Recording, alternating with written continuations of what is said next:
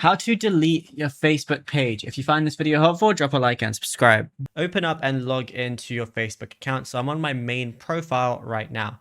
And then from here, all I want to go ahead and do is on the right, I'm going to see that profile icon. So go ahead and click on that. Then Facebook made a page recently where it says see all profiles. So any page you have also counts as a profile. So this is my page right now. All I want to do is go ahead and click on that. Now it's going to look like this. I'm now logged into my page. What I want to do is on the top right, click on that. And then I want to go to settings and privacy and then settings like so. Wait for it to load up. And then I want to be looking for a specific setting.